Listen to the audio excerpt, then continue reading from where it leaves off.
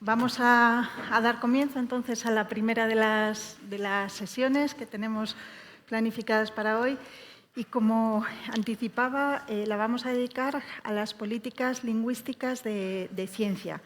Vamos a hablar de una u otra manera de la variedad de instituciones que desarrollan políticas en este ámbito. No hay una única institución que desarrolle política lingüística, sino que es una vertebración de distintas instituciones que realizan este trabajo. Y creo que es interesante dar a conocer precisamente desde cuántos ángulos se aporta o se trabaja, a veces coordinadamente, para ese fomento del español o de otras lenguas en la ciencia. En este caso, hoy nos vamos a centrar especialmente también en el euskera. Y vamos a ver también cómo se conectan esas políticas públicas que se están desarrollando en algunas instituciones con el trabajo científico-técnico que mencionaba en la introducción. Creo que acercar esos dos mundos es muy importante. Creo que en los últimos tiempos se está haciendo y se está haciendo de forma eficiente y nos parecía, tanto a José Luis como a mí, mostrar cómo se está trabajando en este sentido, ¿no? Y vamos a ver también qué diferencias se producen entre las políticas dedicadas a cada lengua, ¿no? Para ello, pues tengo el enorme placer, y lo digo sinceramente, de contar con un plantel de especialistas que me alegra muchísimo y que estoy segura de que a ustedes les va a interesar mucho. Empezando por mi izquierda, tengo a Guillermo Escribano. Él es diplomático de carrera, actualmente director general del Español en el mundo, el Ministerio de Asuntos Exteriores, Unión Europea y Cooperación. Y está haciendo, créanme, una labor intensísima por la promoción del español en el mundo en muchos planos diferentes que queremos que nos cuente. Por otro lado, tenemos a Juan Ignacio Pérez Iglesias. Él es actual consejero de Ciencia, Universidades e Innovación del Gobierno vasco, pero además ha sido rector de la Universidad del País Vasco y fue encargado de diseñar una política lingüística del euskera que se mantiene a día de hoy, y creo que su trayectoria, su punto de vista es muy interesante para comprobar cómo se pueden diseñar políticas desde la sensibilidad hacia una lengua y hacia el multilingüismo. Apuntaré que Juan Ignacio es salmantino de origen.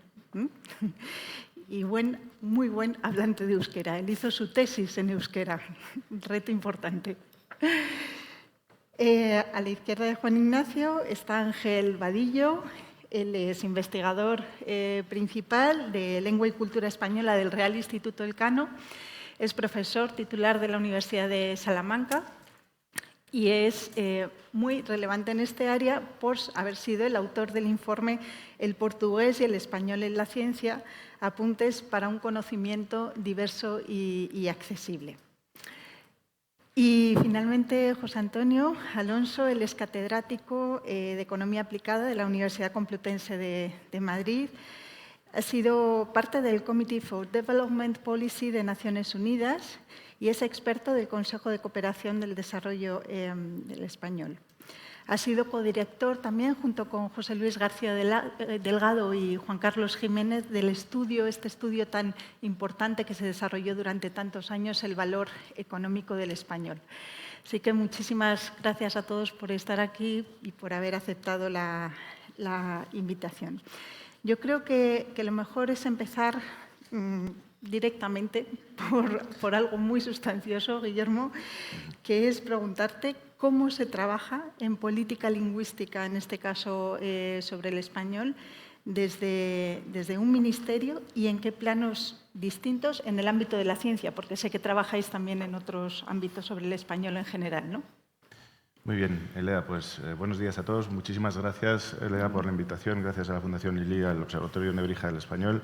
Es un lujo compartir con vosotros 5 este plantel. He ido aprendiendo de cada uno de vosotros y de vuestras instituciones mucho para llevar a cabo el montaje de la dirección general más joven del Ministerio de Asuntos Exteriores, que es esta Dirección General del Español en el Mundo, que está enclavada en la Secretaría de Estado para Iberoamérica, el Caribe y el Español en el Mundo.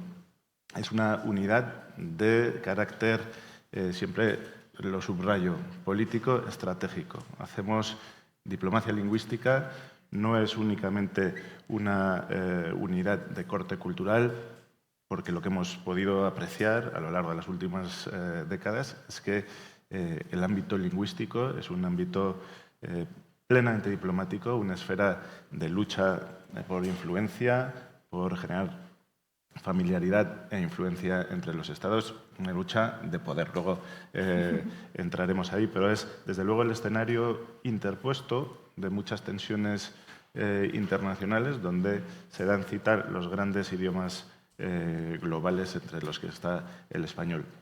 El Ministerio de Asuntos Exteriores es un ministerio instrumental, es decir, que nosotros no siempre generamos el fondo de las políticas, sino que lo elevamos al concierto de las naciones y allí es donde hacemos lo mejor posible para que nuestros intereses prevalezcan. En el caso, evidentemente, del español en la ciencia, tenemos departamentos ministeriales, aparte del mundo académico, pero ya en la administración y en el gobierno. En el caso de España, 2 ministerios importantes, el de Ciencia, Innovación y Universidades y el de Transformación Digital y Función Pública.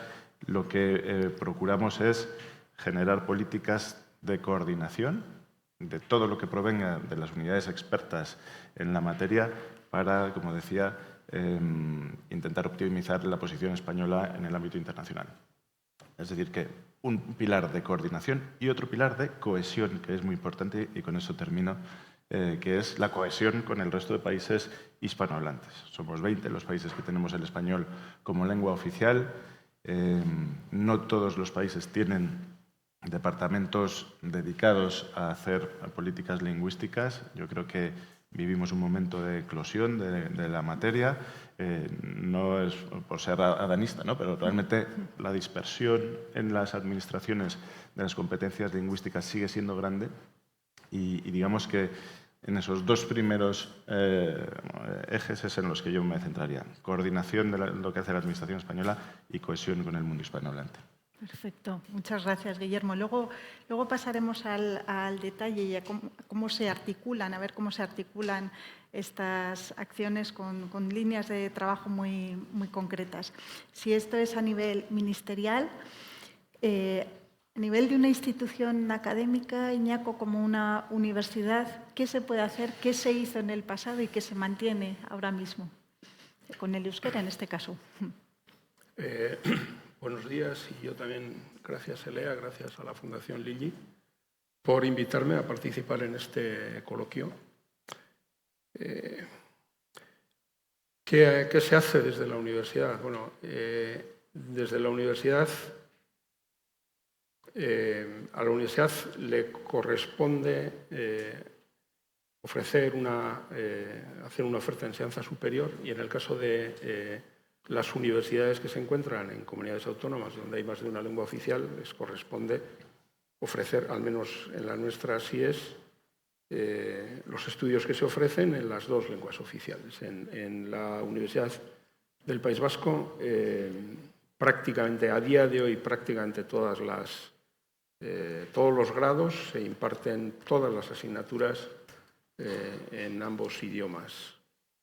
Lo que pasa es que yo creo que merece la pena que me remita un poco en la historia para entender un poco cómo funciona el sistema, porque no es fácil. A partir de 1970 aproximadamente, bueno, ya había una inquietud anterior, pero a partir de 1970 hay un conjunto de, bueno, hay unos movimientos culturales en las universidades, en los centros universitarios, que empiezan a hacer trabajo para que el euskera se convierta en una lengua que se pueda utilizar como lengua de comunicación científica. Esto era necesario porque hasta entonces esto no había sido así y durante los años anteriores obviamente esto no había sido posible. Entonces, a partir de 1970 más o menos que se abren unas expectativas de apertura política, se empezó a trabajar Al principio eran asociaciones de personas muy pequeñas que dieron lugar luego a entidades que con el tiempo han adquirido mucha importancia, como la asociación El Uyar, que es una asociación cultural que nació en origen, de alguna forma nació en una escuela de ingeniería, una escuela superior de ingeniería que tiene la Universidad de Navarra en San Sebastián. Y otra de estas instituciones se llama Universidad Vasca de Verano, Udako Euskal Unibertsitatea en euskera, que también es una asociación que surge incluso antes, los antecedentes son anteriores en el País Vasco francés, cuando un conjunto de personas empiezan a organizar unos cursos, ciclos de conferencias, también con el mismo propósito, el de cultivar el euskera científico, vamos a decir.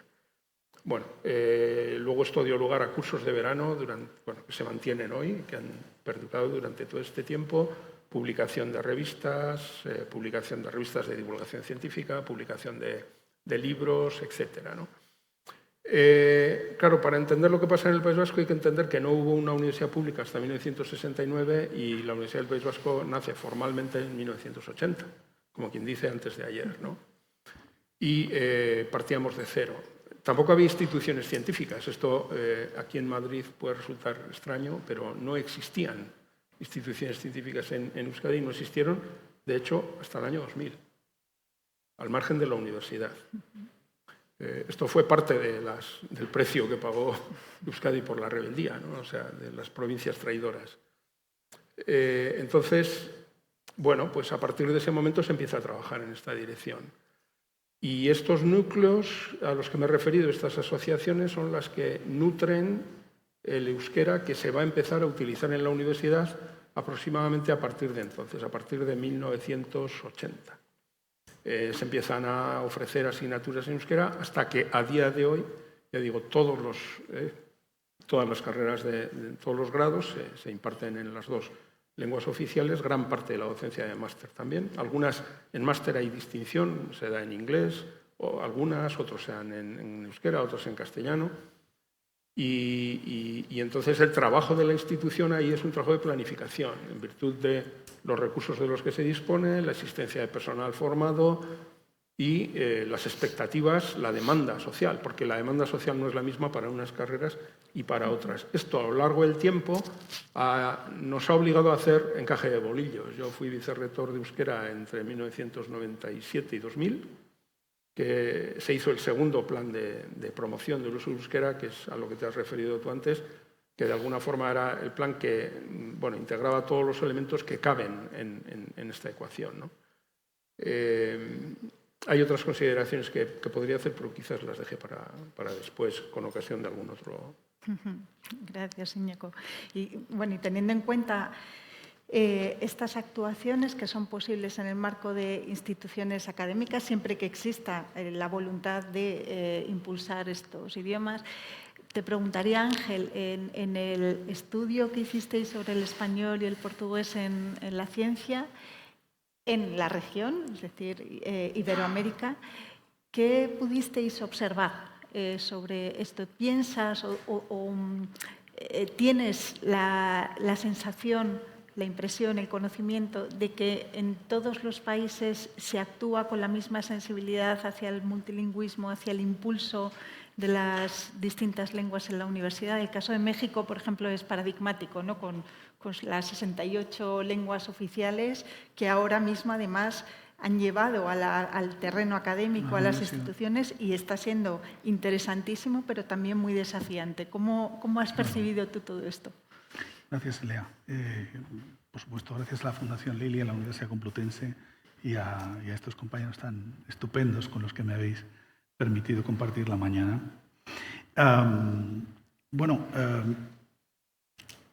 Sería difícil y muy ingenuo por mi parte decir que el enfoque es más o menos homogéneo en una región que es una región complejísima, que es una región de una enorme diversidad, tanto política como social, y una región que existe sobre todo en la mente de los que la construimos desde el punto de vista académico, político, geopolítico, pero que tiene muchas dificultades para comprenderse a sí misma como una región. Pero esa es otra cuestión, ¿no? Bueno, nosotros efectivamente, como centro de pensamiento, yo comparto tengo dos zapatos. Uno lo tengo en el Real Instituto Elcano, un think tank, como saben, participado por el Estado español por un lado y por las mayores empresas del país, y por otro lado soy profesor de la Universidad de Salamanca, así que este señor Nebrija me resulta familiar, ¿verdad? Y creo que nuestra obligación como centro de pensamiento es formular preguntas adecuadas. No siempre sabemos responderlas, pero desde luego se supone que tenemos que ser capaces de formular preguntas adecuadas. Y esta pregunta, la pregunta en torno a la ciencia en el espacio iberoamericano, nos parecía que era especialmente importante porque entendíamos que la circulación global, como de todos los fenómenos sociales de la ciencia, estaba marcada por una profunda diglosia, como le llaman los lingüistas, es decir, por una diferenciación de los atributos sociales percibidos y reconocidos a unas y a otras lenguas, ¿no? Es decir, que este dominio del inglés pues correspondía a una segmentación social del poder de las lenguas en el espacio global de la ciencia. Bueno, nosotros, yo digo mucho, repito mucho, y me ha gustado mucho el nombre de la mesa que nos sucederá después de que nosotros terminemos hablando de la Torre de Babel. Yo repito mucho que la Torre de Babel no es un castigo divino, es un regalo divino, y que a veces no nos damos cuenta de que las lenguas y la diversidad y la pluralidad de las lenguas, en este momento más de 7.000 en el mundo, es una riqueza que está desapareciendo. Es decir, que ahora hay 7.000 lenguas, pero es que hace varias décadas los lingüistas creían que había en torno a 10.000 y hoy tenemos programas en Naciones Unidas en torno a la desaparición de las lenguas. Un tesoro que desde luego no nos podemos permitir perder. Y en ese sentido, lo que nosotros tratábamos de entender es fundamentalmente, y fíjense que la pregunta es muy difícil de formular y muy difícil de responder, es qué efecto tiene para una lengua no estar en un territorio de legitimación tan extraordinario como el territorio de la ciencia, ¿no? Ya saben que Carlos I, el emperador, ¿no?, decía que él hablaba muchos idiomas, que hablaba español con los soldados, que hablaba alemán con los caballos, que hablaba inglés, pero que para hablar con Dios usaba el español. Bien. Esta frase tan curiosa, que encontrarán por todas partes y formulada, por cierto, de muchas maneras, nunca he terminado de entender en qué idioma hablaba con los caballos, ¿no? Esta idea nos permite recordar esa cuestión de las funciones sociales de las lenguas. Y esto lo hemos visto claramente, lo hemos visto en Euskadi, por ejemplo, ¿no?, o en Cataluña, lugares en los que durante décadas algunos de los idiomas, por ejemplo el euskera o el catalán, no estaban en el espacio público. Eran lenguas para la cocina, eran lenguas para el espacio familiar, para el espacio privado. ¿Qué papel tiene eso para el futuro de una lengua? Y cómo la política lingüística, por ejemplo, las políticas lingüísticas que hemos tenido que desarrollar en este país para recuperar parte de nuestro patrimonio cultural histórico, que son las lenguas, las numerosas lenguas que, por suerte, ¿no?, se hablan en este país, y llevarlos a territorios de los que estaban proscritos, ¿no? Bueno, en este caso, ¿qué le pasa al español si en 50 años no hay ciencia en español? ¿Qué impacto tiene esto para el español? Nosotros nos lo formulábamos un poco pensándolo de la mano del portugués, porque en la comunidad iberoamericana pues, se hablan estas dos lenguas. La primera respuesta que nos encontrábamos a esto, ¿no?, en el primer bote de la bola, era pues, un futuro muy malo. Es decir, una lengua que sale de un espacio de legitimación tan extraordinario como es el de la ciencia, una lengua que no vale para hacer ciencia, porque para hacer ciencia hay que producirla y comunicarla en inglés, es una lengua condenada a ir perdiendo muchos de sus espacios de pervivencia y de legitimación. Y por lo tanto, si efectivamente entendíamos, claro, para España, un país para el que, por supuesto, todas sus lenguas, todas nuestras lenguas son parte del patrimonio que hemos heredado y que tenemos que cuidar, ¿no? y preservar para las siguientes generaciones. Pero además tenemos una lengua que hablan 600 millones de personas y que es una de las bases, de los fundamentos de nuestra presencia y nuestro... Ahora que ha fallecido Joseph Nye, pues recordamos ese término del soft power, ¿no? Del poder suave, ¿no? De ese intangible de las atribuciones positivas a los países. España no es la propietaria de la lengua española, por suerte. Es una propiedad compartida entre muchos países, entre muchos pueblos del mundo. Pero sabemos perfectamente que lo que le pase al español le va a pasar a México, le va a pasar a Colombia, le va a pasar a Argentina y nos va a pasar a nosotros.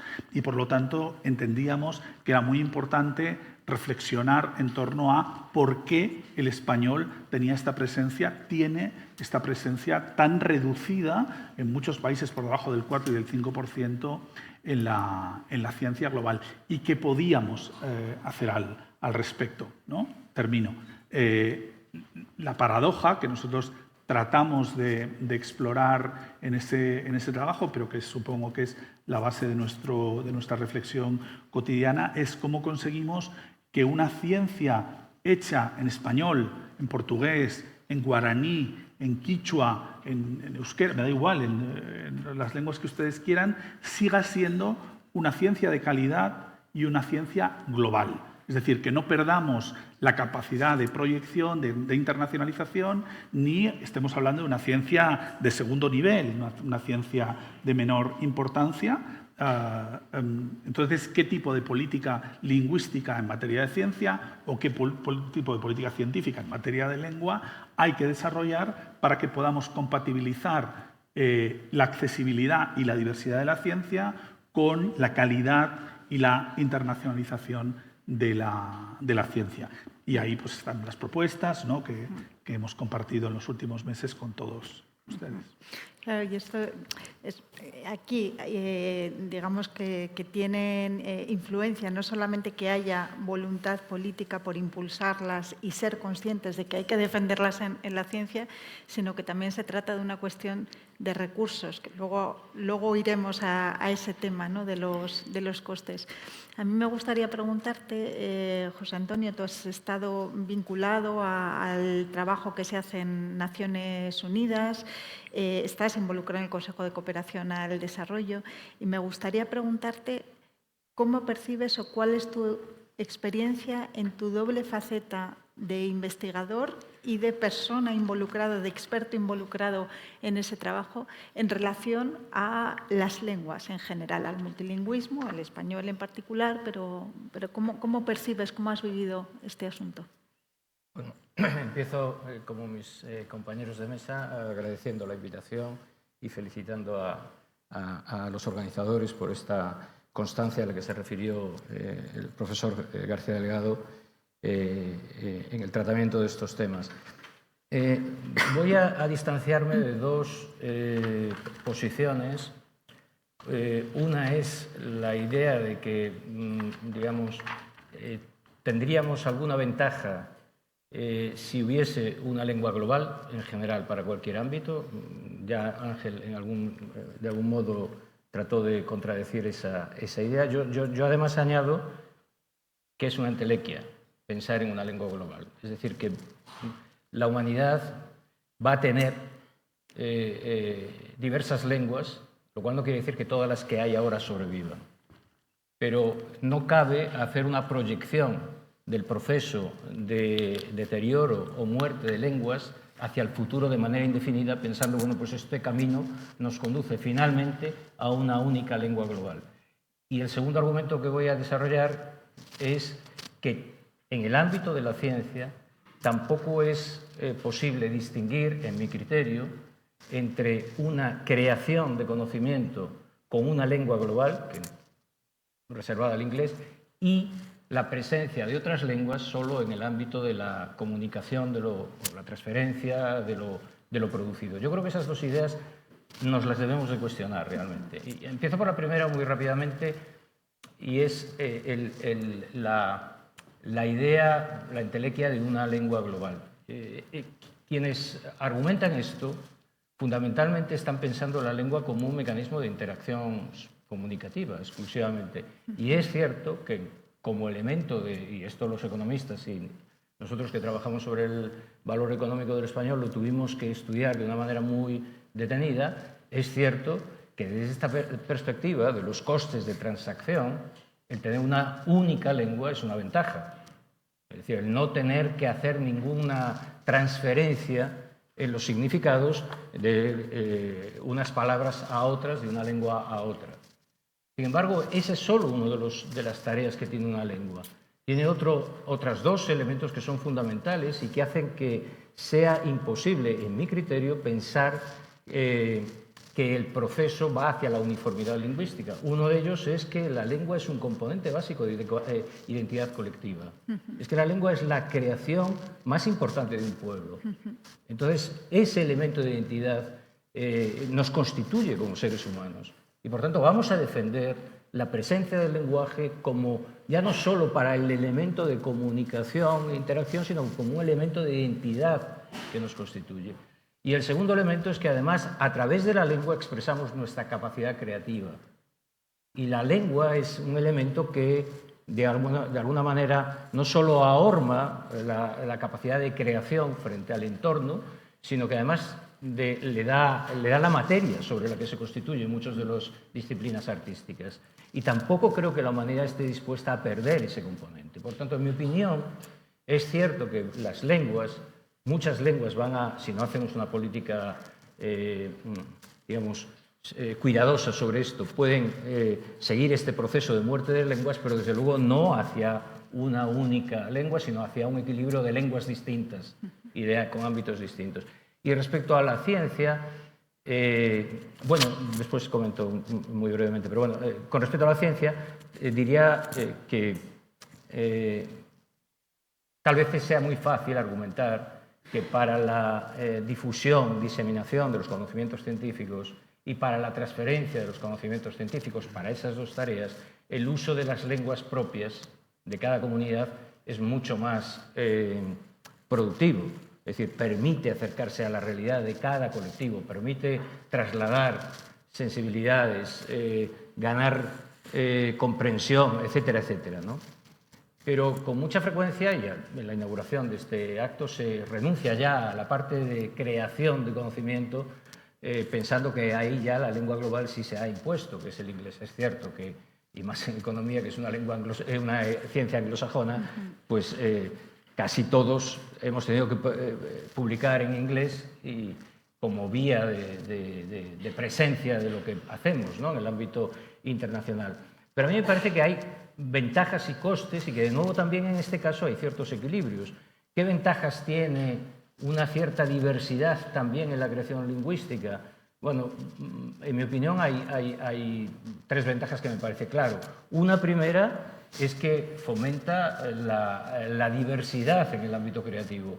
Es que hay muchas veces que hay conocimientos a los que no se accede, o sea, la lengua es una barrera, en este caso, ¿no?, que puede hacer una barrera de entrada a científicos que quieran trasladar y generar conocimientos simplemente porque no dominan la lengua supuestamente global. Entonces, digamos, permitir que se exprese la ciencia en las distintas lenguas, a mí me parece que es la posibilidad, abrir una posibilidad de que se produzca mayor creación de conocimiento. Ahora, esto que es tal vez muy vago, tiene su traducción en un segundo argumento muy específico para algunas ciencias. Es que para algunas ciencias los elementos idiosincrásicos de las comunidades son claves. Pensemos en las humanidades. Es que es clave que conozcas la lengua en la que se expresa y si quieres estudiar la antropología de un determinado colectivo. Por tanto, ahí para ciencias determinadas, quizá no sea para la física cósmica, no lo sé, pero para ciertas actividades de las ciencias sociales, ciertas disciplinas de las humanidades, es clave el dominio lingüístico como forma de conocimiento de la realidad de la que quieres dar cuenta. Y después a mí me parece que efectivamente también hay una mayor capacidad de diálogo, y ya hemos de pensar que la ciencia es en definitiva, es un diálogo de una comunidad experta. Hay una mayor fluidez de diálogo si se hacen las lenguas que más colectivos conocen. Entonces yo sinceramente pienso que esos dos principios deberíamos, o esas dos visiones un poco deterministas, ¿no?, las deberíamos cuestionar y pensar que tal vez no sea tan así, ¿no?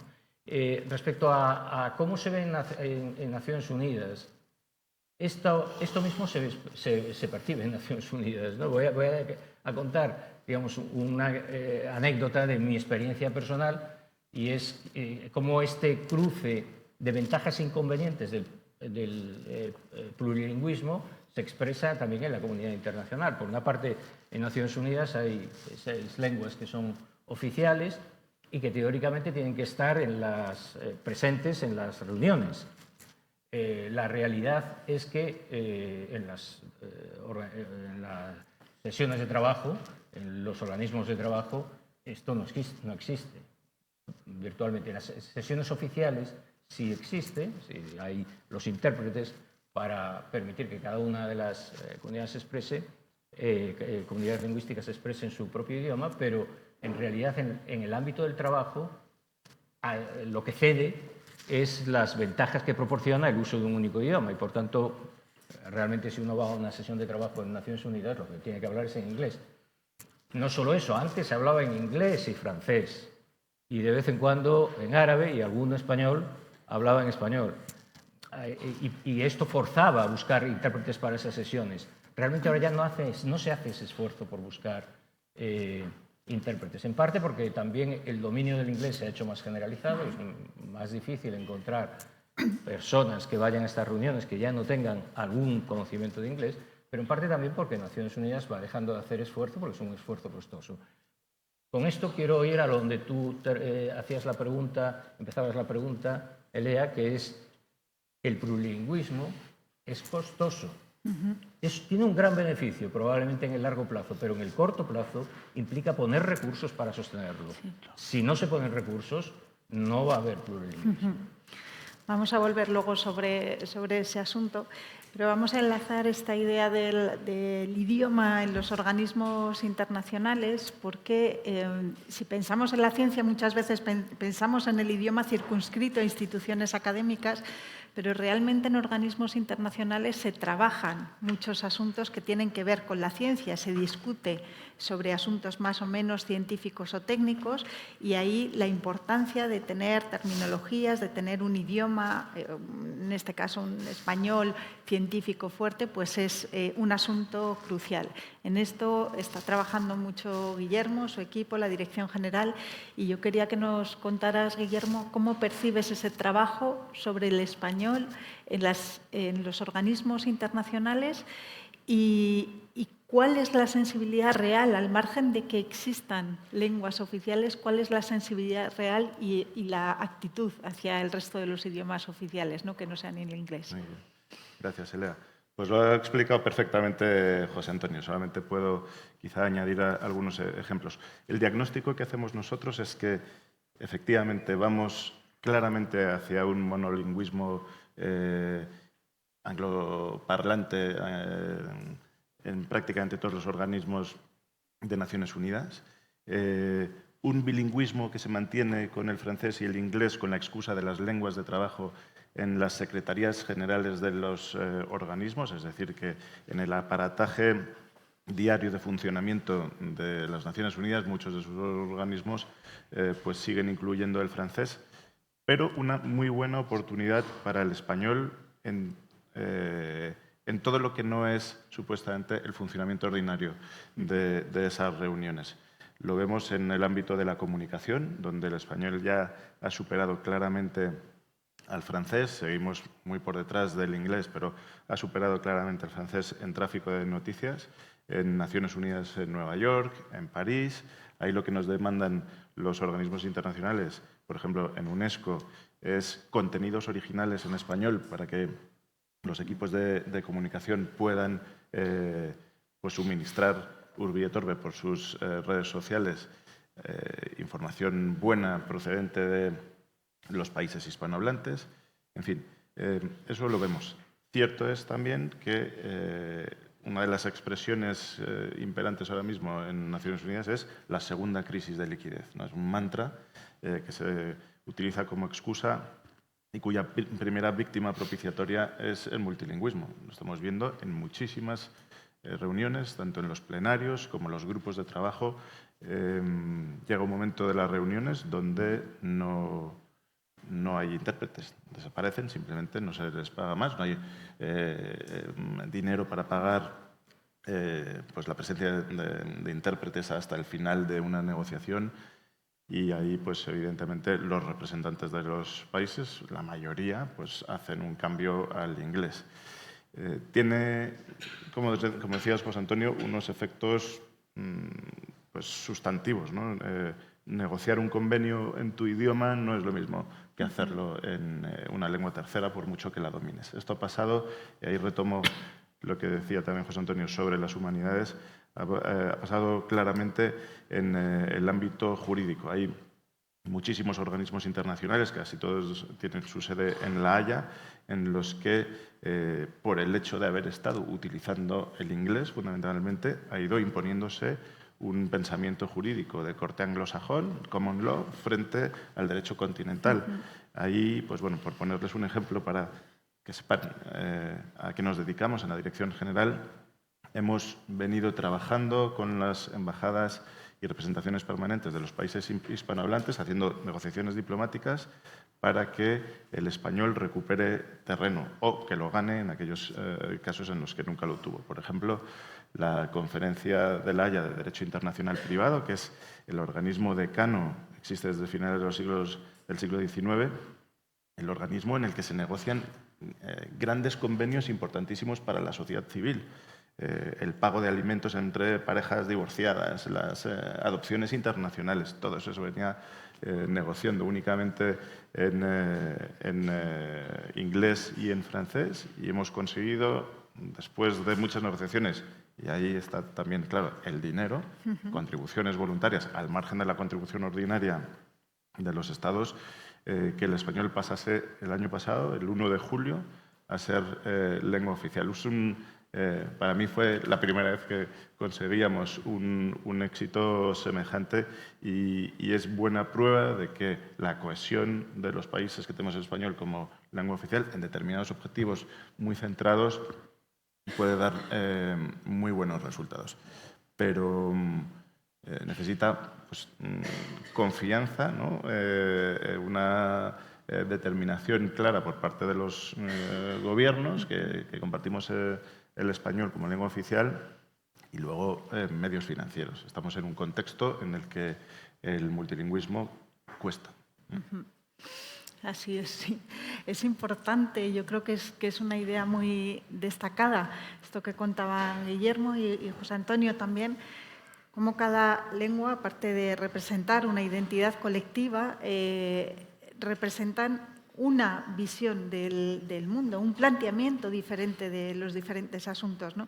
Y esto no es baladí, lo hemos visto en el campo jurídico, pero es que es relevante también para el propio planteamiento de la investigación, del desarrollo de la investigación. Esa creatividad de la que hablaba José Antonio está directamente vinculada a la lengua y a la manera en que nosotros percibimos, concebimos la realidad por el mundo que hemos vivido. Y esto creo que es muy importante destacarlo, porque a veces se habla de las lenguas en términos muy prácticos que obvian cuestiones que son sustanciales, ¿no?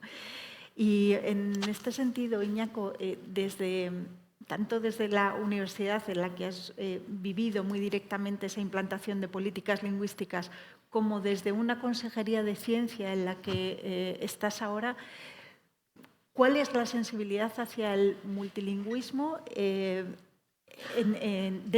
este caso, dentro de las lenguas que hablamos en España, también con las lenguas internacionales?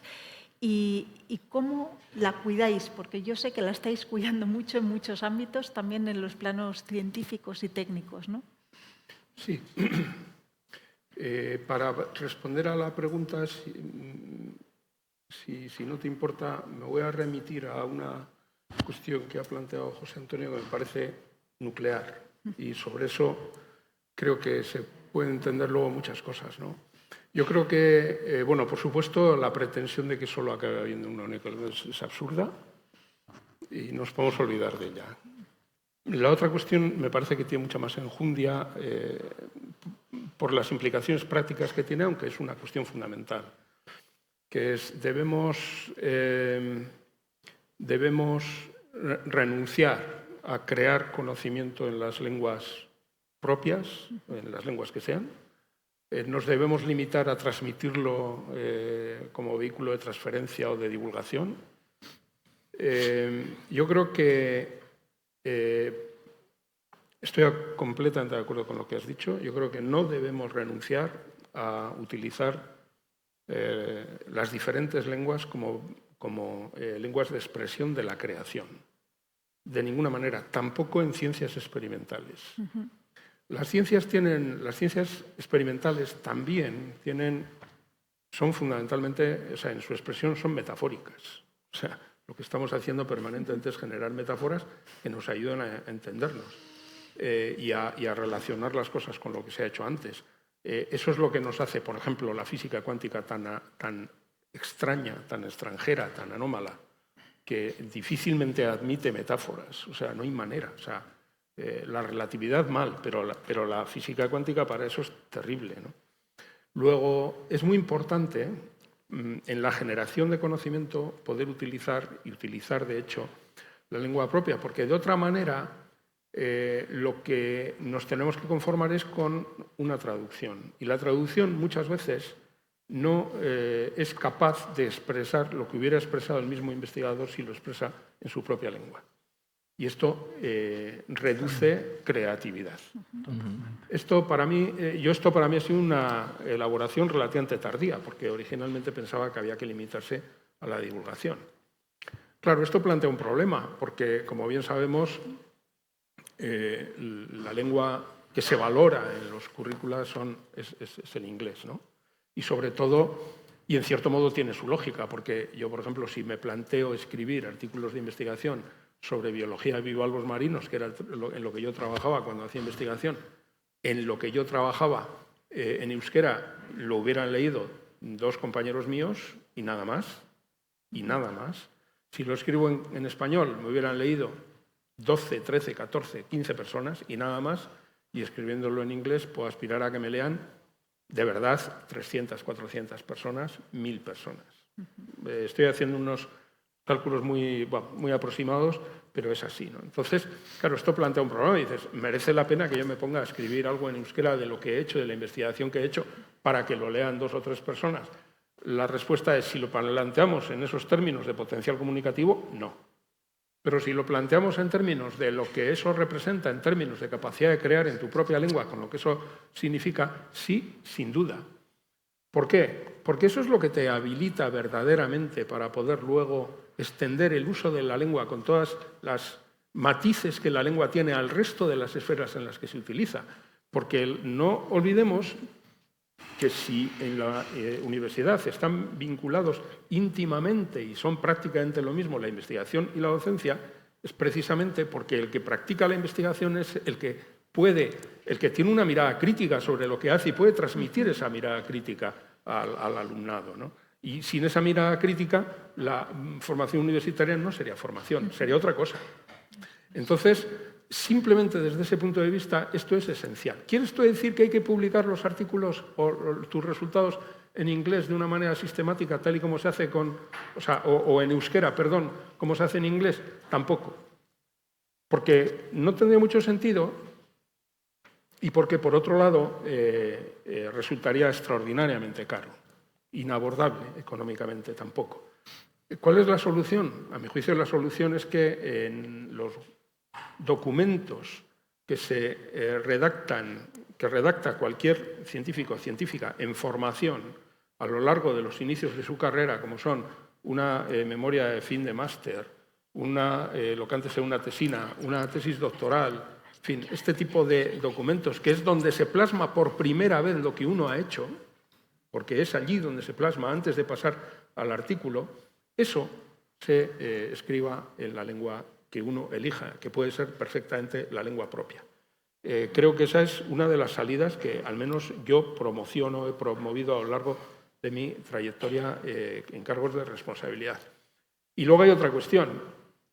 Claro, porque esto que acabo de decir vale para el euskera, no necesariamente para el español, porque el español tiene un público lector inmenso. y perfectamente admite la publicación de trabajos de investigación que se pueden difundir en español. Pero aquí hay un problema que es un problema que no queremos afrontar. No queremos afrontar. La comunidad académica científica no quiere afrontar ese problema con todas sus consecuencias, que es la rendición, y no hablo de rendición de cuentas, sino la rendición ante el imperio de las métricas en las evaluaciones. Si no fuera por la rendición ante el imperio de las métricas, no daríamos tanta importancia en las evaluaciones para promociones, para conseguir proyectos, etcétera, etcétera, a publicar en determinadas revistas. Si recurriésemos con recursos y con dedicación a la evaluación mediante examen por parte de personas expertas de lo que se presenta, examen directo, entonces podríamos empezar a utilizar diferentes lenguas en diferentes contextos con diferentes propósitos. Porque si no se te evalúa en virtud de un índice de impacto o de una métrica similar, sino que se te evalúa en virtud de la calidad del proyecto que presentas, de la calidad del trabajo que has hecho y que lo va a hacer un grupo de personas expertas, esto en Euskadi, por ejemplo, las becas de doctorado se conceden mediante una entrevista. Se les convoca a los solicitantes a una entrevista y un grupo de entre 3 y 5 personas entrevista a estas personas para concederles la beca. A mí así me entrevistaron para concederme mi beca de doctorado hace, ya se me ha olvidado los años, ¿no? O sea, y esta es una manera mucho más civilizada y más racional de gestionar los recursos.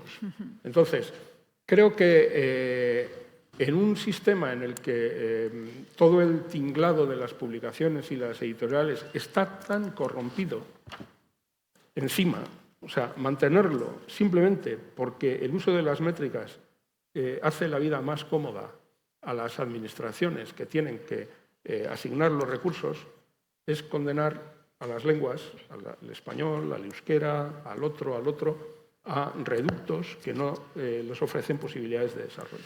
Yo creo que creo que de esta forma he respondido a lo que me preguntas, porque lo que me preguntas es ¿qué es lo que hacéis? Pues tratamos de ser coherentes un poco con estas ideas, ¿no?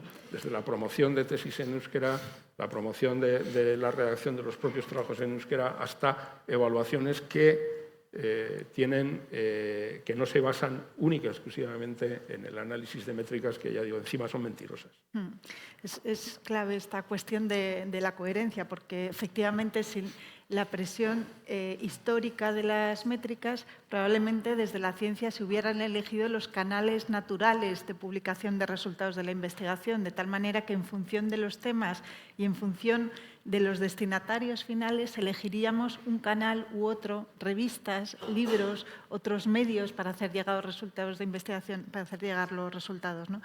Y sin embargo hemos estado constreñidos por este esquema que está basado en métricas tradicionales, que ahora está cambiando por la reforma de la evaluación de la investigación, por Coara, esa frase que ya mencionamos en la edición anterior de MEDES, en la que Coara se refiere a que han de considerarse los resultados de investigación, han de valorarse independientemente de la lengua en la que se publiquen. Eso para mí ha sido un avance histórico, yo creo que todos lo compartimos, porque realmente es lo que desata ese nudo en el que estábamos los científicos y nos da vías para por fin podernos comunicar dónde y cómo queremos. Ahora otra cosa es cómo eso se lleva a la práctica. Total. Y cómo realmente se aplica en los distintos países, en los distintos procesos de evaluación. Yo creo que, Ángel, tú que has estudiado esa panorámica no solamente de la publicación de resultados de investigación en Iberoamérica, sino también de los procesos de evaluación, claro. ¿Nos puedes dar esa perspectiva de cómo se vive allí y también teniendo en cuenta lo que tú conoces bien, ¿no? Cómo en Latinoamérica se han construido sistemas de información de publicaciones científicas que llevan ya décadas vigentes, que se han preocupado precisamente de proteger a las publicaciones científicas nacionales en distintas lenguas, en español, en portugués, en guaraní, en náhuatl, en cualquiera de las lenguas, para garantizar algunas de las funciones y de las creaciones de ciencia de las que hablábamos. ¿Cómo lo ves esto? Es que yo creo que Juan Ignacio ha apuntado dos cuestiones que son muy, muy importantes y que yo querría reseñalar para contribuir, ¿no? A que no lo explicaré mejor que él, pero por lo menos por insistencia que no quede, ¿no? O sea, la primera es que la razón por la que se publica en inglés mayoritariamente no es una razón que nazca de un consenso racional entre todos los científicos del mundo que llegan a la decisión de, bueno, vamos a hacerlo así o así. No es así. Es decir, hay una explicación de economía política, para ser muy claros, que tiene que ver con cómo es el sistema internacional que hace circular y que es una serie de organizaciones que han generado su propia legitimidad. Por ejemplo, el propio Garfield, ¿no? La creación del sistema de esto que llamamos el factor de impacto, que es realmente un mecanismo de medición extraordinariamente limitado, ¿no? Para explicar realmente la capacidad de influencia que tienen los documentos científicos.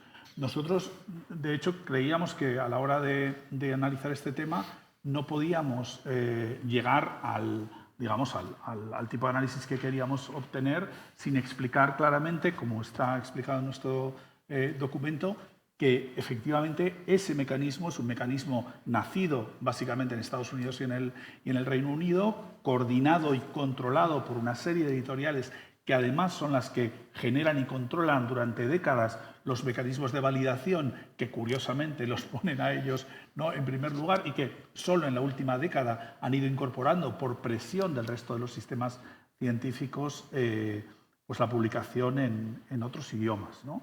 Entonces, creo que esto es muy importante y en ese sentido, bueno, que es absolutamente central. Por ejemplo, es absolutamente central entender cómo estas organizaciones financian y generan unos beneficios abultadísimos a base de cobrar suscripciones, por ejemplo, a revistas que son inaccesibles para la mayor parte de las universidades del mundo. Voy a repetir esto.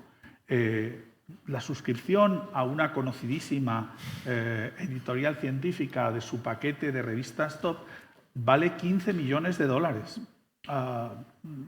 Bueno, nosotros en Europa, ¿no?, hemos desarrollado el sistema de pools en el que a partir de CECIT o de los organismos que sea, compramos esos paquetes y negociamos, porque si no es imposible.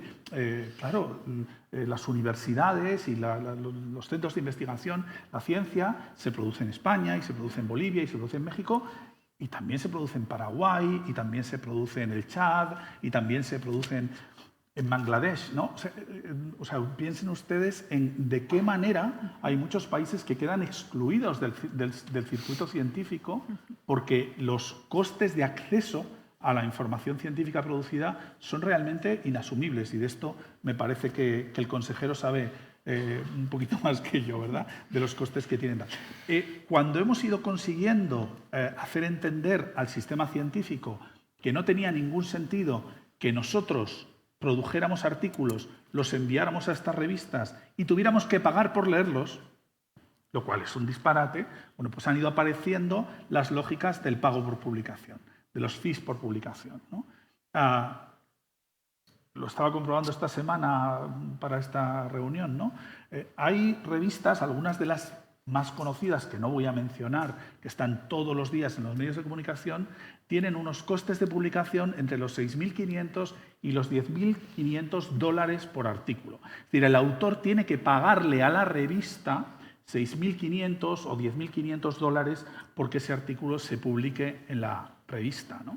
Bueno, y no digo que esto no sea legítimo, en fin, esto es un negocio y si la revista entiende que... Lo que no termino de entender muy bien es por qué pagamos esto con dinero público.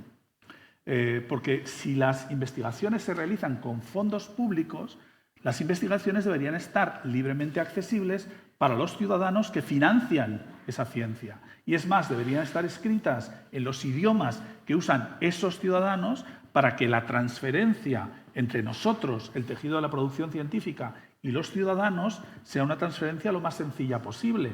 En este caso, estamos hablando del inglés, pero hay algunos compañeros aquí que trabajan inteligencia artificial en un nivel muy elevado y saben que hay muchos papers de inteligencia artificial en los últimos años que se están publicando en chino. Qué bien, ¿no? Si mañana decidimos que la lengua estándar de la ciencia es el chino. ¿No entiende usted el chino? Pues ¿qué le vamos a hacer? Es que hemos decidido ahora, las grandes editoriales, que la lengua estándar es el chino. O sea, esto es absolutamente insostenible. Y, por lo tanto, ese es un asunto en el que tenemos que incidir. E incidir significa garantizar el acceso, garantizar la diversidad. Y el otro aspecto que me ha parecido muy importante de las palabras del consejero, de Juan Ignacio, es la cuestión de en relación con lo que decías tú también, José Antonio, es la cuestión de la relación entre la creación científica y la lengua, ¿no? Es verdad que este debate en las ciencias sociales y particularmente en la lingüística ha sido muy intenso en las últimas 5 o 6 décadas, pero asumimos, ¿no?, que un lenguaje, que una lengua es una manera de ver y comprender y construir el mundo, ¿no? Esto lo dijeron un par de investigadores, Sapir-Whorf, en los años 30 y 40, que no es lo mismo pensar en inglés que pensar en español, que no es lo mismo. Y claro, este sistema anglofonizado también parece obligar a los investigadores a pensar directamente, por cierto, con un hándicap de partida: no es usted inglés, no habla usted del inglés estándar que le van a pedir ciertas revistas, etcétera, ¿no? Por lo tanto, hay ahí un problema de partida. Y solo pondré 2 ejemplos que me parecen muy elementales, ¿no? Dense cuenta del problema del género en inglés. Lo decía José Antonio cuando decía, bueno, es que hay lenguas que tienen capacidades distintas para expresar. Claro, es que el género en inglés es un problemón. Yo entiendo que si uno se dedica a la astrofísica de los agujeros negros, pues a lo mejor el género no es un problema. Si se dedica a las ciencias sociales o a las humanidades, evidentemente el género es central.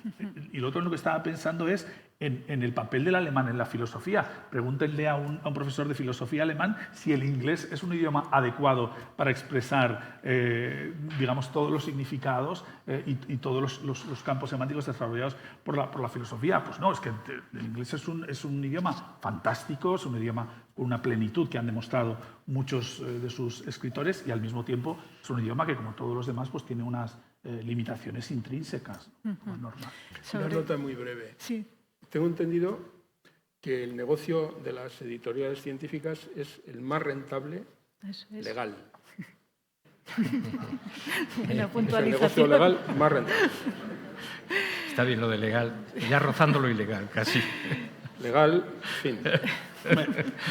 Lo que es además, Juan Ignacio, lo que es además de rentable es tremendamente inteligente, porque a las editoriales científicas privadas les regalamos investigación producida, en muchos casos, con fondos públicos, para después, y después les pagamos para que las publiquen, y finalmente les pagamos, bueno, acuerdos transformativos o por la vía que sea, no vamos a entrar en esto, para acceder al contenido. Bueno, es que realmente el modelo de negocio es absolutamente formidable. Sí, sí. ¿no? Y además ha sido un sector que ha sabido adaptarse a todos los cambios o amenazas que representaban, y lo siguen haciendo, ¿no?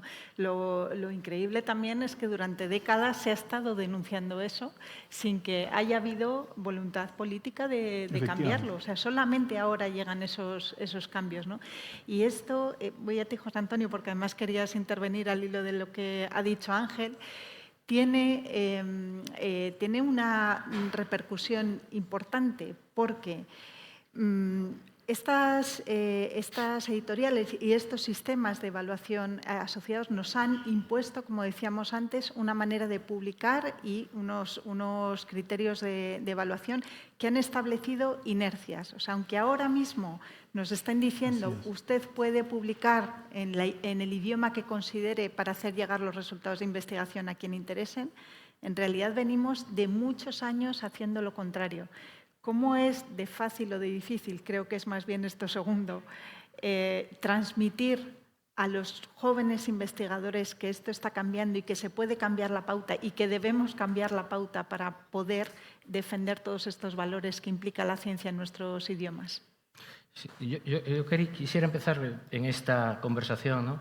Quisiera empezar por decir que en mi criterio, digamos, en mi experiencia he estado dominantemente vinculado a la Academia Española, pero he estado durante un tiempo en Estados Unidos dando clase en la Universidad de Columbia y en la Universidad de Oxford, ¿no? Y mi percepción personal es que este tema de las métricas, España lo ha llevado al extremo. Sí. Es decir, en Estados Unidos esto de la medición del impacto no es un criterio para la contratación de profesores, del mismo modo que lo es en España, ¿no? Y en cambio, el criterio que ahora se intenta avanzar desde la nueva normativa en España conecta mucho más con lo que en Estados Unidos se hacía, que es: usted ha publicado en la revista pertinente para el tema que está trabajando, y punto. Y entonces, como consideramos que la ciencia es una conversación, usted ha publicado allí donde esta conversación se está produciendo sobre el tema que está... Y eso era lo relevante. Yo creo que eso es mucho más sólido que no... Pero yo además quisiera trasladar dos contradicciones o dos elementos, digamos, entre los que nos tenemos que mover, y voy a hacer uso para eso de mi naturaleza de gallego, ¿no? de que estoy entre uno y otro, para que se vea que las cosas son complejas y que probablemente no vamos a poder ponernos en un extremo pensando en el beneficio, en la opción óptima, ¿no? La primera de ellas es que yo creo que todo esto de las métricas responde a una naturaleza que tiene la ciencia, que debemos ser conscientes de ellas. Por una parte, la ciencia es lo que llamamos los economistas un bien público de best shop, ¿no? El que va adelante, hay esta visión que además el positivismo ha acentuado, el que va adelante es el que genera conocimiento, no tiene ninguna importancia lo que haga el que va detrás, porque en realidad lo importante es la frontera. Esta idea, digamos, hace de una visión de la ciencia muy acumulativa y muy unidireccional, ¿no? Y yo creo que eso ha tenido su traducción en las métricas. Las métricas son mediciones inequívocas de calidad bajo el supuesto de la que producción científica es unívoca. Y el que va adelante, el que tiene más impacto, pues esa es la buena ciencia, y punto, ¿no? Y yo creo que cabe, frente a esa visión positivista, cabe tener una visión distinta de la ciencia, pensándola, como yo he insistido varias veces, en que es una conversación especializada. Y en las conversaciones es tan importante digamos, el hallazgo como la diversidad de la conversación, de los argumentos que se proporcionan. Entonces, si tú piensas la ciencia como una conversación, la riqueza de los elementos distintos es un valor en sí mismo, no simplemente la métrica que define una de sus direcciones, ¿no? Por más capacidad de referencia que tenga. Entonces, yo creo que esta idea, esta visión de un poco de entender las dos partes de la ciencia tiene una cierta acumulatividad, eso es cierto, pero la ciencia también debe de estar permanentemente abierta a discursos y argumentos diferentes que los proporciona si tiene el grado suficiente de variedad en la conversación y en la construcción de argumentos. Esto es para mí, cómo esto traducirlo a un criterio después de evaluación tiene dificultades, lógicamente. Es mucho más sencillo hacer una métrica y decir, a ti te han citado 300, perfecto, y a ti 50, pues eres 6 veces inferior o 8 veces inferior al anterior. Esta métrica parece muy sencilla, pero responde a una visión de la ciencia, en mi opinión, enormemente reductora y que no se corresponde con lo que la ciencia ha sido a lo largo de la historia. Y esto conviene también tenerlo presente, ¿no? Y después yo creo que también hay otra dualidad que me parece importante tener en cuenta. La uniformidad en la ciencia y en la lengua, antes lo he dicho, tiene sus ventajas. Si todos hablásemos, ya sé que has comentado que es un gran beneficio la Torre de Babel, pero si todos hablásemos el mismo idioma, es como cuando la moneda única en Europa, te quitas muchos problemas, te vas a otra frontera y no tienes que andar cambiando la moneda, aquí no tienes que cambiar el discurso. Ok, lo que pasa es que no somos así, ¿no? Y la lengua no es moneda, la lengua expresa identidad, ya lo he tratado de decir antes, ¿no? Entonces, yo creo que La cuestión que tenemos que entender y sobre la cual hay que hacer, y aquí retomo las palabras del profesor García Delgado, pedagogía social, es el que entendamos la simetría que hay entre los costes y beneficios de una y otra cosa. Los costes del plurilingüismo son inmediatos y muy visibles y altamente concentrados. Es que pensemos en Naciones Unidas, necesito contratar 6 intérpretes, punto, porque si no, no hay 6 lenguas habladas en condiciones de igualdad, ¿no? Sin embargo, los beneficios del plurilingüismo no son tan visibles, son mucho más dispersos. Son en temas de diversidad del discurso, es en temas de cohesión social, es en temas de respeto a la identidad colectiva. Es decir, los beneficios son mucho más difíciles de captar porque son difusos y son en el largo plazo. Por tanto, o hay instituciones públicas que hacen esa traslación de los beneficios para que sean visibles a la sociedad, o si no, la sociedad dirá, pues yo sigo en lo que me parece más práctico, que es hablar el idioma que hablan todos, y punto. Y esto es lo que les pasa, que es por donde empezaba tu pregunta, a los jóvenes investigadores en estos momentos. Yo me eduqué en una universidad que leí a profesores, para economía, si los cito, a lo mejor a ustedes no les dice nada, pero a un economista desde luego se lo dice, Luis Ángel Rojo o Julio Segura, que no tienen prácticamente publicaciones en inglés. No tienen ninguna publicación en inglés. Julio Segura, que yo sepa, ninguna. Luis Ángel Rojo tuvo que hacer alguna, pero... y son los maestros para nosotros, ¿no? Mi generación tuvimos que... Yo mis primeros artículos fueron todos en español. Y algunos en gallego, pero vamos, bueno, en español. Y has sido director de la revista Economía Aplicada, sí, ¿no? Sí. En español. Y finalmente todos hemos tenido que pasar al inglés para publicar. Pero siempre entendimos que publicar en español seguía siendo interesante, sobre todo en revistas que entraban en el debate de las políticas económicas y demás, ¿no? Porque es la forma de llegar a la sociedad. La generación siguiente, o 2 o 3 generaciones, ya no quiero pensar, los más jóvenes actualmente no los captas para que te escriban en un artículo en inglés porque saben que eso les va a suponer, perdón, en español vamos, porque eso le va a suponer un coste en términos de su tiempo y su carrera profesional. Entonces, revistas, yo ahora tuve que coordinar un número hace poco sobre economía del desarrollo para la revista del Ministerio de Economía, Información Comercial Española. Logré convencer a varios jóvenes, pero no querían. Y esos jóvenes que participaron en el número escribieron su artículo en inglés a pesar de que la revista se difunde en español. Y ya una última cosa. En esa labor de pedagogía es muy importante también hacer que estas revistas compatibilicen, las revistas, no solo las españolas, sino las internacionales, y algunas internacionales lo están empezando a hacer, publicaciones en distintos idiomas. Yo estoy en el consejo editorial de Oxford Development Studies. Hemos admitido ya que los artículos se entreguen en cualquier idioma y buscaremos el evaluador en ese idioma o la evaluadora en ese idioma para que se pueda publicar en el idioma que sea del mundo en desarrollo, porque es una contradicción defender desde la perspectiva del desarrollo el respeto a la autonomía y a la diversidad de los países y después negarles la capacidad de que se expresen sus conocimientos y sus análisis sobre la realidad social.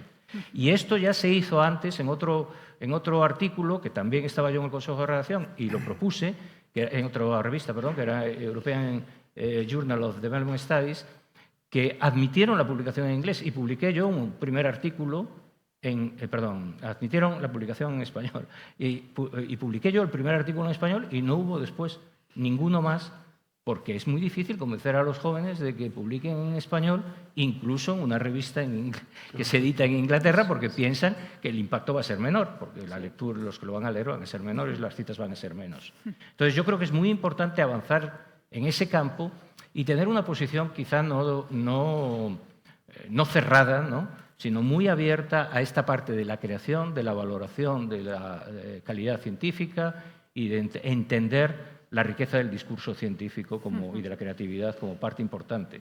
Sí, ahí me parece que hay un proceso que puede ser más o menos lento, que es precisamente el de que los directores, las directoras de los trabajos de investigación incipientes, de quienes están formando a jóvenes investigadores, asuman primero, en primera instancia, que eso no es fácil, asuman que el multilingüismo es una riqueza, que hay que defenderlo desde este plano y después lo transmitan y después se aplique. Entonces es un proceso lento, realmente venimos de muchos años haciendo lo contrario, ¿no?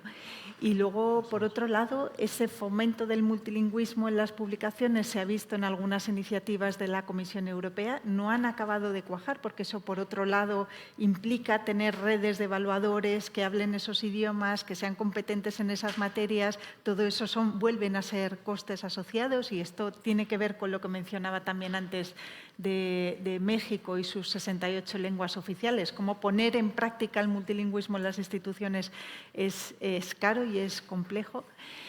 Y entonces, bueno, ahora quisiera retomar el tema de los costes, pero también quisiera preguntarle a Guillermo cómo en el ámbito político, en el ámbito geopolítico, digamos, trabajáis por posicionar a los países de habla hispana, por hacer estrategia, como bien decías al comienzo, y hacer que el español sea más fuerte en unos u otros ámbitos.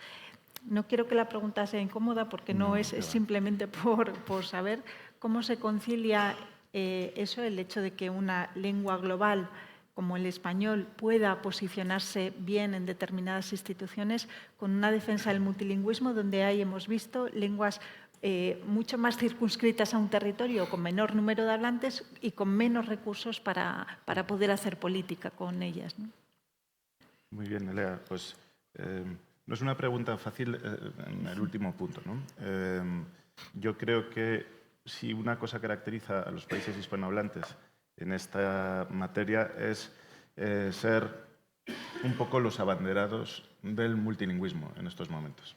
Cada 2 años hay una resolución en la Asamblea General de Naciones Unidas sobre multilingüismo que es de muy difícil negociación. Ahí, como dicen los diplomáticos especializados, la introducción del lenguaje es una verdadera lucha. Por un adjetivo, una palabra más, pues realmente hay horas y horas de negociación. Lo sé yo bien en este caso porque hemos conseguido en la última resolución poner una mínima referencia al español en la misma línea en la que aparece el Tribunal Internacional de Justicia, ¿no?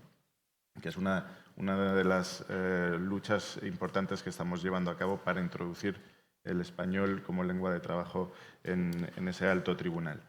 Bueno, estoy muy de acuerdo con todo lo que se ha dicho, con esta dictadura de las métricas, con un lobby de corte anglosajón que se ha hecho poderoso en los últimos 40-50 años. Ahí le debo mucho al estudio de Ángel Vadillo, que capitaneó con el Real Instituto Elcano y la OEI, que para mí cuando inicié estos trabajos fue una guía absoluta. Por pintar o aportar algo de optimismo sobre lo que estamos haciendo en el ámbito iberoamericano, somos plenamente conscientes de que hay que fomentar la publicación original en nuestros idiomas, no solamente la divulgación y en todos los idiomas,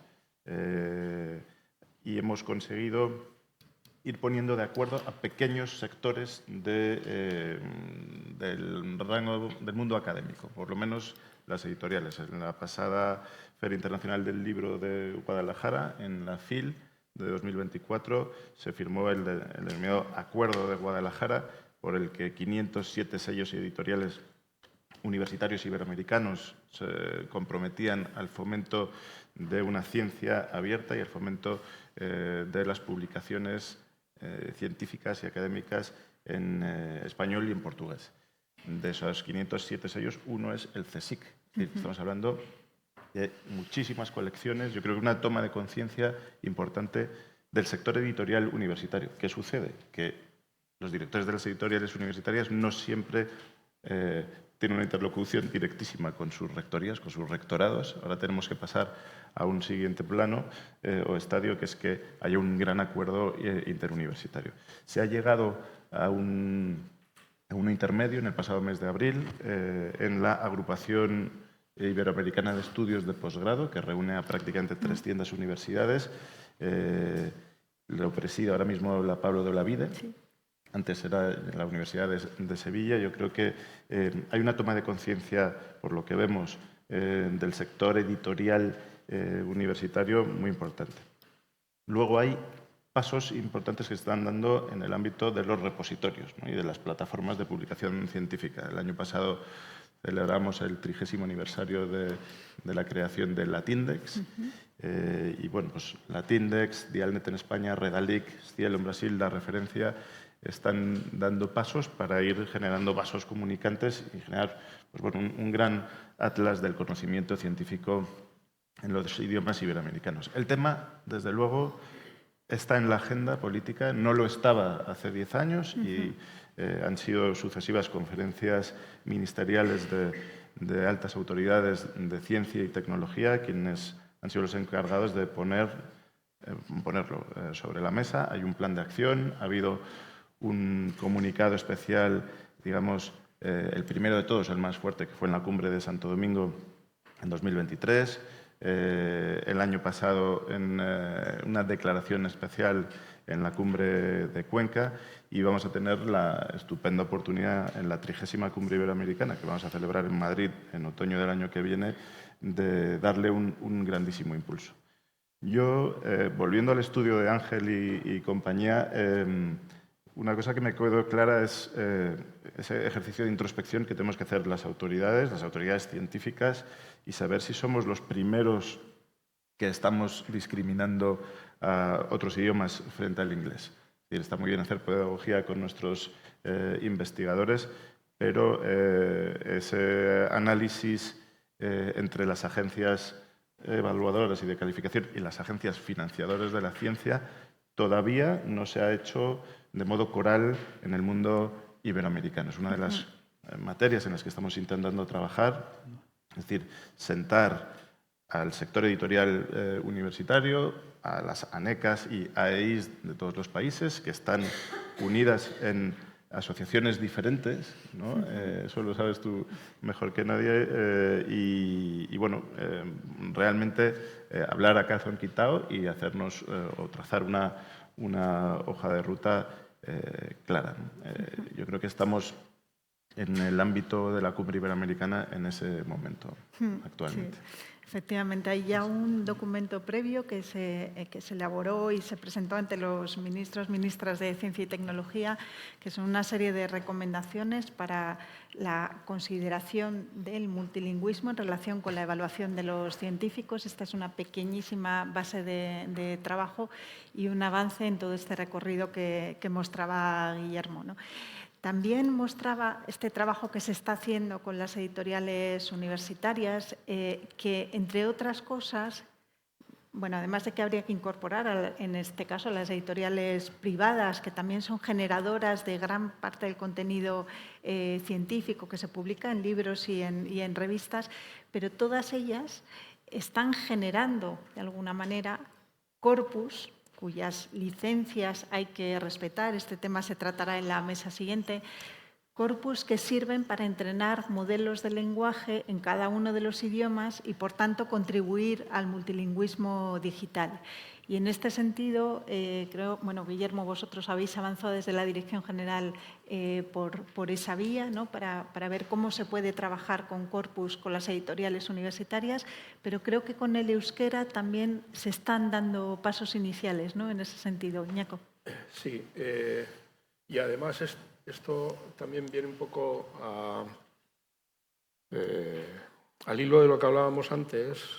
También debemos pensar que la posibilidad de que algo que se publica en cualquier idioma puede estar inmediatamente publicado en inglés, esto ya es una realidad. O sea, esto, y aunque todavía hay algunos defectos en las traducciones, pero si se le da a los autores y autoras de los trabajos la posibilidad de intervenir en la corrección ex post, podría funcionar sin ningún problema. O sea, una revista que publica en español un artículo lo puede publicar inmediatamente en inglés. O sea, y el autor luego, o la autora, corregir lo que estime, ¿no? O sea, gracias a bueno, al final a la inteligencia artificial. Pero, efectivamente, volviendo directamente a la pregunta que me hace, sí, en Euskadi Bueno, yo creo que tenemos muy claro que la transmisión de la lengua propia en este caso, pasa necesariamente por una digitalización al nivel del resto de las lenguas del mundo, de las lenguas que se están digitalizando. Y esto ha dado lugar a que, primero, hay desde hace ya muchísimos años, bueno, muchísimos, estoy hablando varias décadas, hay un grupo muy potente de investigación en la Universidad del País Vasco, en un centro que se llama Centro ITZ, que están desarrollando modelos de lenguaje, modelos grandes, las language models, que de entrada han elaborado unos traductores muy buenos, o sea, aplicaciones de traducción muy buenas. Yo las utilizo. O sea, estoy encantado con ellas. En colaboración con alguna de estas asociaciones a las que me he referido antes, el UIAR en concreto, el UIAR ha hecho un trabajo muy bueno, pero en el Centro ITZ están trabajando en este tema muy bien y a día de hoy, por ejemplo, el otro día estuve con ellos, han generado un modelo, Lacha, que funciona íntegramente en euskera. Tú le haces cualquier pregunta en euskera, te responde, o sea, con un chat GPT. O sea, y además está técnicamente en un nivel muy alto de calidad en las respuestas, ¿no? En euskera esto tiene una dificultad adicional, como tiene en todas las demás lenguas pequeñas.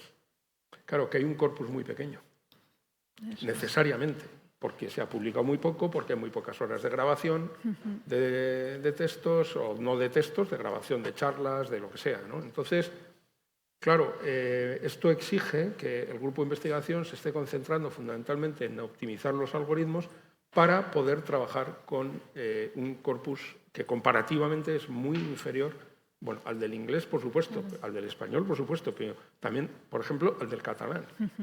Y, sin embargo, está funcionando. Yo el otro día estuve probando Lacha. Lacha, lo explico, es una raza de ovejas. Lacha. Vasca. O sea, pero aparte de eso tienen un logo en el que mezclan una oveja lacha y una llama. O sea, esto todo tiene un significado, ¿no? Pero bueno. Entonces, ahí se está haciendo un trabajo excelente y el gobierno vasco ha entrado en una asociación que se llama Euskorpora, liderada por un centro tecnológico, el centro Icontec, en el que hay otros agentes que están precisamente dedicándose a Euskorpora, quiere decir eusk, la raíz de eusko, vasco, corpora, se refiere al corpus, ¿no? O sea, entonces, que están trabajando en generar un corpus mucho más voluminoso del que se dispone ahora, sencillamente para mejorar el entrenamiento, el adiestramiento de estos modelos, ¿no? Yo creo que aquí en los próximos 2 años vamos a producir avances muy importantes y yo creo que sin esto realmente dentro de nada estaríamos completamente marginados. O sea, es uno de los aspectos fundamentales porque además nos va a permitir funcionar también luego en cualquier lengua haciendo transiciones simultáneas de una a la otra sin ningún problema. Yo creo que para mí esta es la clave que puede acabar dándonos la salida al problema que habíamos planteado antes. O sea, publiquemos en la lengua que nos dé la gana, que quien nos quiera leer nos leerá en la lengua que le dé la gana. Esta es la idea. Y esta digitalización y constitución de corpus, en este caso en el euskera, implica, de nuevo, invertir recursos. Sí, pero todo implica recursos. O sea, yo es que uno cuando ve el presupuesto de un gobierno, el gobierno vasco tiene un presupuesto de 16.000 millones de euros, de los que 30 y tantos % se los lleva el sistema de salud. O sea, pensemos en esto, ¿no? Y el 20 el de educación, con lo cual la mitad del presupuesto del gobierno es salud y educación. Cuando digo educación, excluye universidad. O sea, la cantidad de dinero que hay que meter en ese corpus realmente es, por comparación con muchas de las cosas en las que hay que gastar dinero, realmente es modesta. Y, sin embargo, el resultado potencial es espectacular. O sea, esto el gobierno lo ha entendido muy bien. Hemos entrado el Departamento de Industria, el de Cultura y el de Ciencia, Universidades e Innovación. ¿Por qué? Porque a los 3 departamentos nos concierne y nos interesa. Y entonces hemos entrado en Euskorpora absolutamente decididos. Pero también estamos apoyando, y vamos a apoyar mucho más, al Centro ITZ, por las razones que daba antes. O sea, porque tenemos un grupo de vanguardia en inteligencia artificial y además especializado en procesamiento de la lengua y en grandes modelos de lenguaje. Es que no podemos perder esa oportunidad. Bueno, creo que es evidente, ¿no?, a partir de lo que nos cuentan Guillermo e Iñaco, cómo esa coordinación y esa apuesta institucional son esenciales para el mantenimiento, el fortalecimiento de las lenguas en la ciencia. Ahora se nos va acabando el tiempo poco a poco, pero tenía que reservar, es imprescindible reservar un tiempo para las preguntas que nos están haciendo, y voy a empezar con ello. Entonces, tengo aquí una pregunta para José Antonio, que nos formula, no lo sé, pero nos dice: ¿puede la inteligencia artificial ser capaz de traducir los resultados de investigación con los matices de la lengua propia? Esto es difícil. Bueno, es difícil contestarlo porque no soy especialista, pero yo creo que estaría bastante de acuerdo con lo que se ha comentado ahora. Es decir, si se advierte, estamos dándole la vuelta al proceso, ¿no? Lo que nos estaba indicando las métricas anteriores y los sistemas de valoración de la carrera académica y demás era: publica en inglés y difunde en español, si quieres, después. Y ahora lo que estamos diciendo es casi la inversa. Crea en español, bueno, en español o en la lengua que sea, y traduce inmediatamente al inglés a través de la inteligencia artificial. Yo la verdad es que puedo hablar de la inteligencia artificial exclusivamente como usuario, pero como usuario puedo decir que realmente los niveles de captación del lenguaje son muy ricos, ¿no? Cuando uno lo utiliza, digamos, cuando utiliza estos procedimientos adecuados, y facilita muchísimo la tarea, ¿no? Facilita la tarea a los investigadores y facilita la tarea a los estudiantes, ¿no? Porque no es un problema ya solo de los investigadores, aquí estamos hablando de la ciencia, pero está en los sistemas escolares. La utilización de la inteligencia artificial está haciendo que también tiene sus costes, que niños y niñas ya casi no hagan trabajos propios porque se lo encargan a ChatGPT, ¿no? O sea que realmente tiene también ese coste, pero yo creo que el proceso va a ir hacia adelante y realmente ahora mismo lo que antes suponía un coste para muchos investigadores tratando de hacer un texto en inglés, si no dominaban el inglés, llevándolo a un traductor con el coste que eso comportaba, y en todo caso un second look, si es que lo habían ellos escrito directamente en inglés para que se lo revisase una persona nativa, realmente todo eso, el coste ahora es mínimo, ¿no? Y la agilidad es inmediata. Con lo cual, yo sí creo que ese es un camino muy claro para esa vuelta al calcetín que hemos dicho, ¿no? Crea de la manera que tú utilices mejor tus capacidades cognitivas y tu creatividad, y después traduce para que conozcan todo el mundo lo que tú has producido. Yo creo que esa visión es mucho más, creo que permitirá enriquecer mucho más la creatividad científica. Gracias, José Antonio. Seguramente en las dos mesas que siguen se abordarán de una u otra manera estos asuntos. Tenemos una pregunta más que hace Lluís Montoliu, es para Iñaco. Dice que parece que la mayoría de las sociedades científicas están inclinándose a usar el inglés para la comunicación científica de nivel profesional, relegando el español para el lenguaje divulgativo popular. ¿Por qué no aceptamos el español para ciencia de alto nivel? Esto ya ha sobrevolado en la mesa. Bueno, yo creo que la razón es un poco la que he apuntado antes, ¿no? Porque si renunciamos a hacer una evaluación del trabajo que se hace de investigación directa, o sea, evaluar directamente el producto, y nos fiamos de indicadores, claro, los indicadores, las métricas, solo podemos tener buenos resultados si publicamos en revistas de alto impacto, lo que hemos dicho antes, porque al final lo que aspiramos los investigadores es a tener un índice H lo más alto posible, o sea, pues, por encima de 20 si es posible, o lo que sea, ¿no? Y dependerá de cada campo, por supuesto, y entonces eso no se puede conseguir en este momento publicando en español. Más adelante, un poco recurriendo a los métodos de los que estamos hablando aquí, quizás sí. se pueda, ¿no? Disponiendo de estos sistemas de traducción. Pero yo insisto en que yo hago votos por la recuperación de mecanismos directos de evaluación. Yo ya sé que esto a mucha gente no le gusta oír porque no quiere verse en la tesitura de tener que dar cuenta verbalmente de lo que hace o de lo que pretende hacer ante una comisión, ¿no? Que para mí es la mejor manera de hacerlo. Y porque además probablemente tiene problemas de, vamos a decir, de garantismo jurídico, ¿no? O sea, que luego vas a tener muchos recursos, ¿no? Para quien se le deniegue un proyecto, un puesto de trabajo, ¿no? O sea, porque se le ha evaluado de esta forma en vez de utilizando métricas, entre comillas, objetivas. Pero es que no podemos perder de vista algo que es muy importante, es que el nivel de perversión del sistema es muy alto. Y cuando digo perversión, antes he utilizado el término corrupción, o sea, ahora es muy fácil inventarse un artículo, o sea, y publicarlo prácticamente en cualquier sitio. O sea, cada vez conocemos más cosas extrañas que se están haciendo. ¿Qué leí ayer?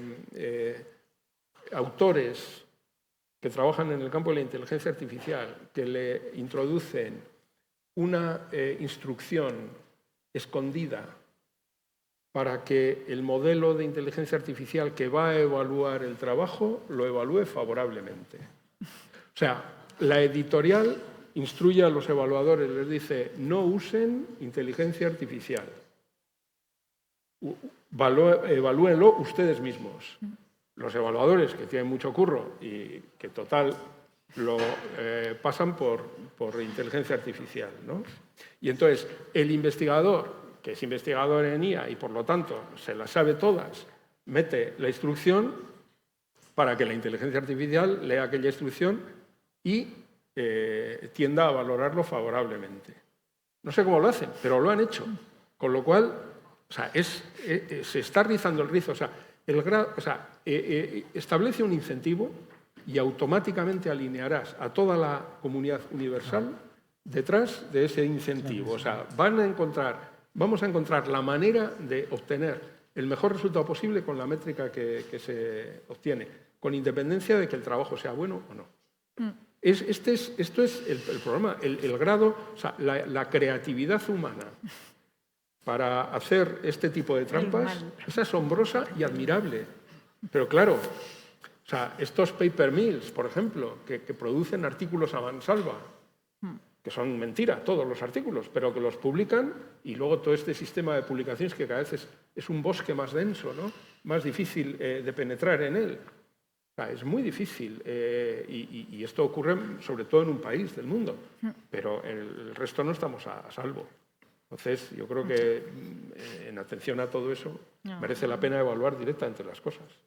Hay otra cosa que pasa en el ámbito científico y es que como la ciencia es un trabajo o una actividad asociada al reconocimiento del mérito, el hecho mismo de no utilizar la lengua habitualmente usada para el reconocimiento de ese mérito comporta un estigma.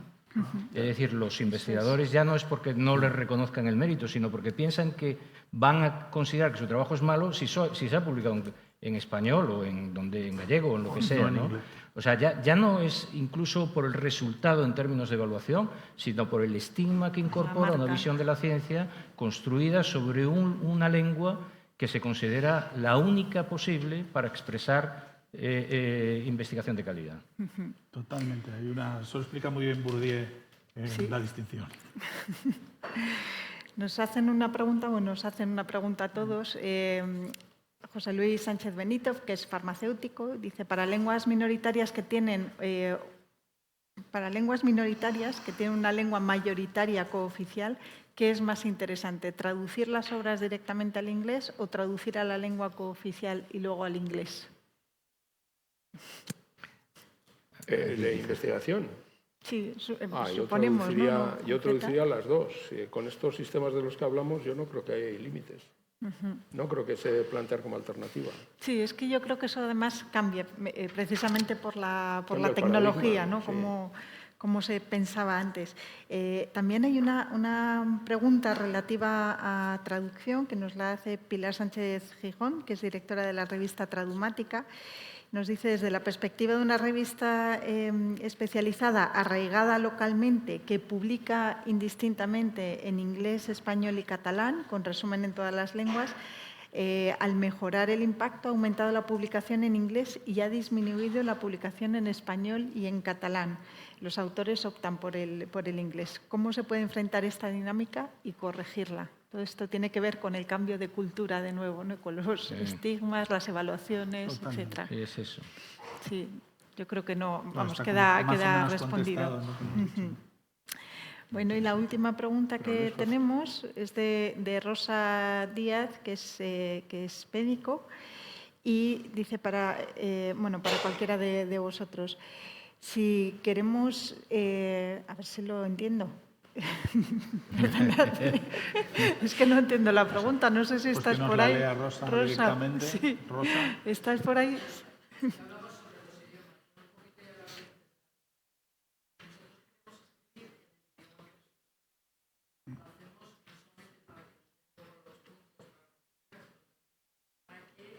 No se entiende. Eso es.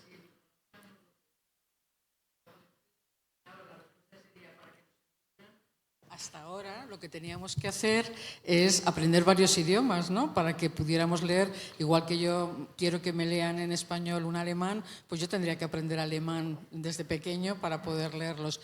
Ahora yo creo que eso está resuelto con la inteligencia artificial, o por lo menos está en vías, ¿no? Y sería, yo me imagino, que poner un dispositivo como un lector, como hacían mis hijas cuando no querían hacer los deberes de inglés, que les traducía directamente, ¿no? Entonces, con una app, pues dices, bueno, yo lo he escrito en español, pero me está leyendo una persona que habla suajili, pues nada, le doy a la tecla del suajili y ya me lo hace, ¿no? Eso sería una solución aprovechando la técnica y, bueno, que ya está ahí, ¿no? Bueno, los compañeros de la mesa siguiente seguro van a ser muy claros al respecto, tanto por el conocimiento como por la experiencia que tienen. Pero yo creo que es factible, ¿no?, pensar, sin ser muy ingenuos, ni pensar que no hay mediación en la inteligencia artificial, porque hay mediación y por lo tanto hay sesgos y hay distintos modelos que trabajan mejor unas cosas u otras. Yo quiero pensar que en el caso de la publicación científica sea muy normal imaginarnos en un plazo de tiempo que les dejo a ustedes que pongan, una revista en la que tú tienes la producción científica, intelectual de quien sea, en todos los idiomas, porque eso no es un obstáculo, y solamente está la indicación de en cuál está escrito originalmente. Por esto estaba escrito originalmente en español. ¿Usted lo quiere leer en suajili? Dele al botón y lo lee en suajili. Eso es muy sencillo técnicamente hoy. Quiero en ese sentido dejar claro, bueno, no es lo mismo las STEM que las humanidades y las ciencias sociales en la cuestión de la traducción automática. Ustedes saben que en muchas cuestiones la terminología, los conceptos significan muchísimo y significan usarlos o no usarlos, pues marcan adscripciones y también alejamientos de determinadas corrientes, de determinados debates académicos. O sea, la fineza, ¿no?, con la que tendrán que trabajar los modelos en ese sentido, pues será la que esperamos que puedan tener. Pero creo que ahí lo único que diferenciará será en qué está escrito originalmente. En suajili. Sí, pero yo no tengo el placer de hablar suajili, entonces yo lo voy a leer en español. Y es rapidísimo, como ustedes son tan conscientes. Sí, de todas formas, yo creo que esto no debería conducirnos a pensar que no debemos aprender más lenguas. Claro. Eso es. Esto sería muy peligroso. Yo creo que es muy conveniente que seamos, no sé, bilingües, trilingües, o sea, porque entre otras cosas es la mejor manera para luego poder evaluar si esas traducciones reflejan realmente lo que tú querías decir, que esto es una de las preguntas que se ha hecho antes. ¿Con qué grado si se recogen los matices? Bueno, pues es que yo creo que ahí debe estar la mano del propio autor o autora, la cabeza, vigilando, para vigilar que aquello es exactamente lo que ella o él quería decir, ¿no?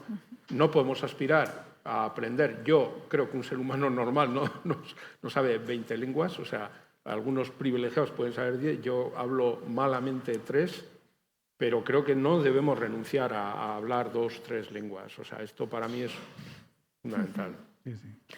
Sí, yo creo que en cualquier caso la mesa siguiente va a abordar el tema del multilingüismo computacional y ahí tendremos alguna clave más. Y también en la sala sé que hay una gran comunidad de traductores que intervendrán en la sesión y estaréis ahí murmurando y comentando todo esto que estamos hablando, porque es importante. Hay una parte de traducción no literal, lo sabéis mejor que nadie, de traducción conceptual, de traducción de matices y, por otra parte, una traducción de los términos que se podrán traducir siempre y cuando se trabaje en terminología en cada una de nuestras lenguas.